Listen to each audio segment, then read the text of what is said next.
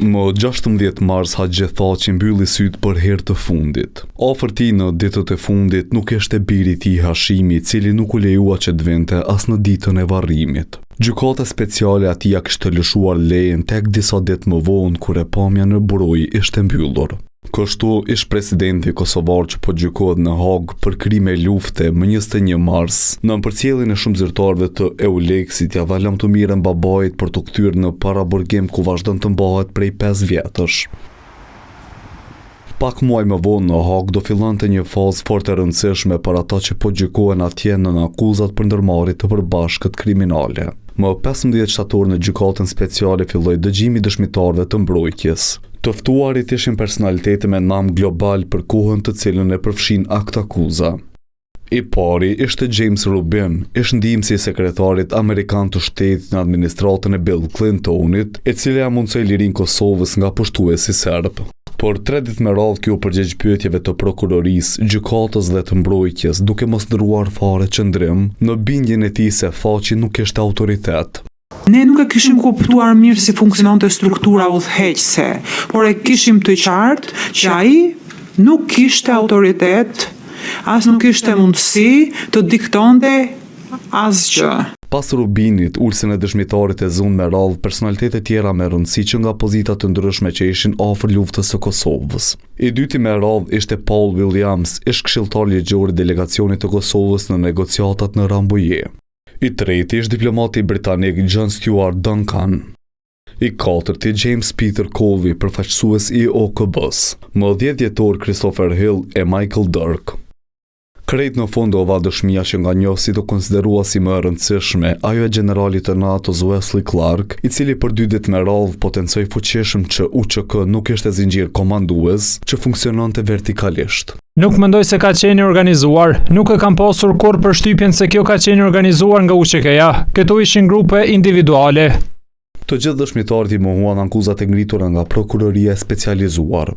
Këto dëshmi nga monitorues të procesit vlerësoi se e dha një dorë të mirë tezës avokatëve mbrojtës përballë pretendimeve të prokurorisë. Kam dëshmuar të themi në favor të mbrojtjes, sigurisht që njohuritë e tyre, kontaktet e tyre kanë kontribuar dhe i kanë ndihmuar strategjisë së mbrojtjes për arsye se që nga fillimi i procedurës gjyqësore, strategjia e mbrojtjes ka qenë që ushtria shtetimtare e Kosovës nuk ka patur një hierarki të mirëfillt dhe struktura komanduese nuk ka qenë në nivelin vertikal, po kryesisht ka qenë e shpërndarë nëpër zona. Krahas fazës së dëshmitarëve gjatë vitit 2025 pati edhe zhvillime tjera të rëndësishme. Për 12 muaj organizuan hiç më pak se 5 protesta në vende të ndryshme të globit. Seria e këtyre organizimeve nisi nga Prishtina. Pastaj në Hag më 14 shtator, vetëm një ditë para se fillonin dëshmitë. Nga atje u kërkua drejtësi dhe lirim i shpejt për të akuzuarit.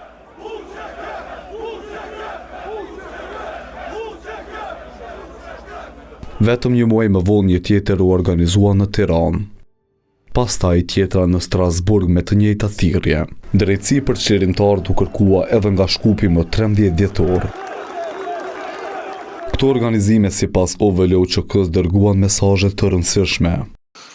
Mendojmë që kemi ngritur qytetarin, kemi treguar qytetarit tonë se çka po ndodh atje, sepse duke pas parasysh faktin se gjykata speciale nuk i ka dhënë shumë dritë gjithë procesit atje. Ka qenë tepër rezervuar me publiku, me shqiptarët, me ato seanca të mbyllura, me ato padrejtësi që ndodhin kohë pas kohe, me gjashtë qytetarët nuk kanë mujtë me ditë krejt çka po ndodh atje.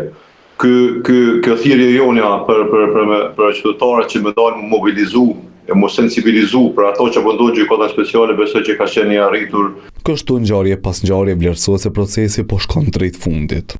Në muajin shkurt të vitit 2026 do të fillojnë palët me fjalët përfundimtare.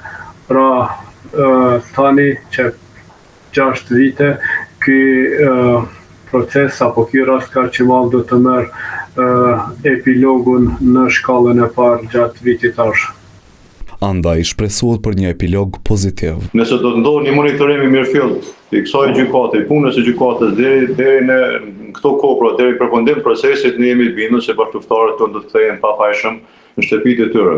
Prandaj nëse nuk do të ketë monitorim punës të asaj që ka ndodhur deri më sot, në gjykatën speciale i druhem faktit që do të kemi vendim negativ ose do t'i përcjell fati edhe bashkëluftëtarët tonë që janë në proces, do t'i përcjell fati dy bashkëluftëtarëve tonë që janë veç dënuar atje.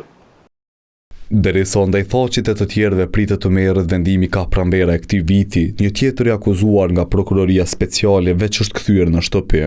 Isni Kile, i cili akuzohet për ndërhyrje në dëshmitar, u lirua me kusht.